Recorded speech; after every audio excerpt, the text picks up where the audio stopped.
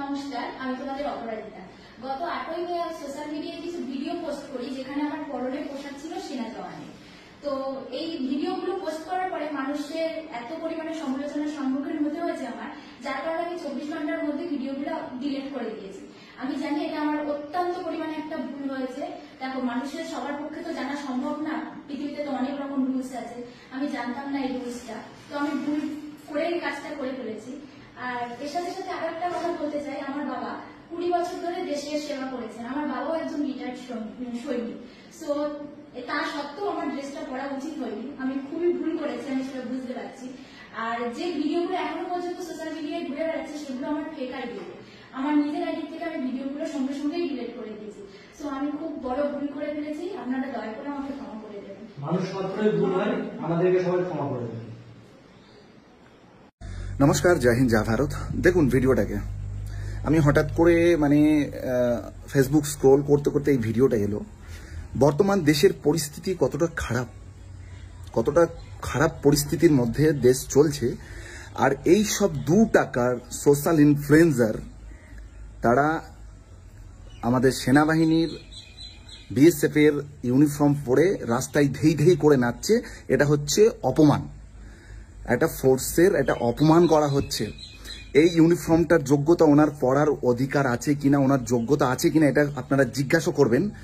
এই মেয়েটি কোথায় বাড়ি, কে আমি চিনি না এনাকে, নামটা দেখলাম কি অপরাজিতার কি দুনিয়া নাকি।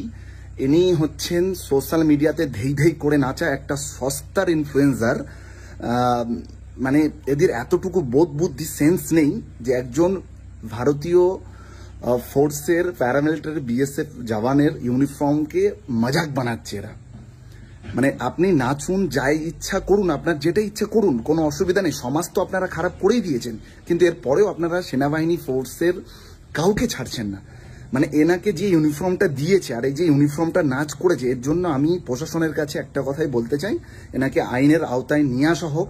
নাহলে আজকে এই যেভাবে মজাক বানিয়েছে, রাস্তাঘাটে নাচ করছে সেনাবাহিনীর পোশাক পরে, এটা আমাদের ভারতীয় মানুষের জন্য অনেক বড় লজ্জা ছাড়ার কিছু নয়।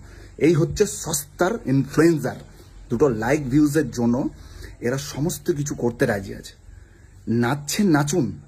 একটা ইউনিফর্ম পরতে কত কষ্ট হয় জানেন?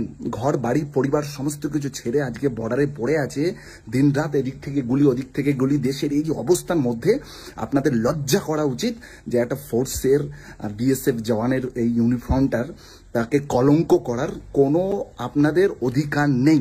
আর যারা এইভাবে করছেন তাদেরকে আমি বারবার করে বলবো, শুধরে যান। আর আমি প্রশাসনের দৃষ্টি আকর্ষণ করছি, এনাকে আইনের আওতায় নিয়ে আসা হোক এবং এনাকে কড়া শাসনের কড়া ব্যবস্থা নেওয়া হোক এনার উপরে। এই ধরনের দেশে এখন এই একটা পরিস্থিতি, লজ্জা করা উচিত আমাদের বউ মেয়েদের, যারা সকাল সন্ধ্যায় হ্যালো গাইস, হাই গাইস ছাড়া আর কিচ্ছু জানে না, আর শুধুমাত্র ধেই ধেই করে নাচ, আর সারাদিন পুরো 24 ঘন্টা লাইভ। যা ইচ্ছা করুন, আপনাদের এতটুকু। এই ভিডিওটার মাধ্যমে পাবলিক সবাই বুঝতে পেরেছে একটা ভুল কাজে কত বড় ভুল হয়েছে। তাই ঠিকই কথা, এই দাদা ভাই যা কথাটা বলেছে সঠিক কথাই বলেছে।